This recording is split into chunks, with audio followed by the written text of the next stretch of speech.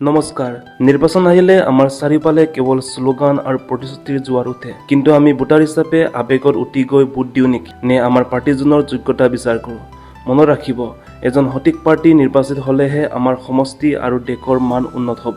আজি আমি আলোচনা কৰিম এনে 10টা বিশেষ দিশ যিবোৰ চাই আপুনি আপোনাৰ সমষ্টিৰ পাৰ্টিজনৰ যোগ্যতা জুখিব পাৰে। প্ৰথমতে চাব লাগিব সমষ্টিৰ সমস্যাৰ বিষয়ে পাৰ্টিজনৰ জ্ঞান কিমান। তেওঁ কেৱল ভাষণ দিব জানে নে আমাৰ সমস্যাবোৰৰ সমাধানৰ পথো জানে। দ্বিতীয়তে, তেওঁ সমষ্টিৰ প্ৰতিটো অঞ্চল চিনি পায়নে? তেওঁৰ সামাজিক ভাৱমূৰ্তি কেনেকুৱা? এজন দুৰ্নীতিমুক্ত আৰু পৰোপকাৰী ব্যক্তিকে আমি আমাৰ প্ৰতিনিধি হিচাপে বাছি লোৱা উচিত। তৃতীয়টো গুৰুত্বপূৰ্ণ কথা হ'ল নিৰপেক্ষতা আৰু স্বচ্ছতা।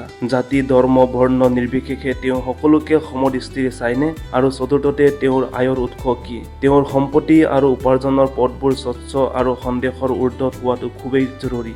যদি পাৰ্টিজন আগতেও জিকিছিল, তেন্তে তেওঁৰ বিগত 5 বছৰৰ কামৰ খতিয়ান চাওক। তেওঁ বিধানসভা বা সংসদত নিয়মীয়াকৈ উপস্থিত আছিলনে? নে কেৱল দৰমহা লৈ শুই আছিল? সমষ্টিৰ সমস্যা সমাধানৰ বাবে তেওঁ বিধানসভা বা সংসদৰ মজিয়াত মাত মাতিছিলনে? তেওঁৰ ভূমিকা সক্ৰিয় আছিলনে? নে তেওঁ নীৰৱ দৰ্শক হৈ আছিল?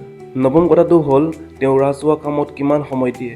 আৰু দশম তথা আটাইতকৈ গুৰুত্বপূৰ্ণ কথা, তেওঁ পোৱা চৰকাৰী অনুদান বা সাংসদ পুঁজি কেনেকৈ ব্যৱহাৰ কৰিলে? কোনো পক্ষপাতিত্ব কৰিছিল নেকি? তেওঁৰ কামবোৰ পৰিকল্পিত আছিল নে কেৱল ভোটৰ স্বাৰ্থত কৰা আছিল? শেষত এটা কথা কওঁ, আপুনি যিটো দলক ভাল পায় সেইটো বেলেগ কথা, কিন্তু প্ৰাৰ্থীজনৰ ওপৰত আপোনাৰ আস্থা থকাটো জৰুৰী। এজন উপযুক্ত প্ৰাৰ্থী নিৰ্বাচিত হ'লে আমাৰ গণতন্ত্ৰ শক্তিশালী হ'ব। গতিকে ভোট দিয়াৰ আগতে দলৰ লগত প্ৰাৰ্থীজনকো এবাৰ পৰীক্ষা কৰি লওক। আপোনাৰ এটা ভুল ভোটে আমাক 5 বছৰ পিছুৱাই নিব পাৰে। সেয়েহে আৱেগত নহয়, বিবেকেৰে ভোট দিয়ক। আপুনি এজন প্ৰাৰ্থীৰ পৰা কি আশা কৰে আমাক কমেণ্টত জনাওক। যদি ভিডিঅ'টো ভাল লাগিছে শ্বেয়াৰ কৰিব।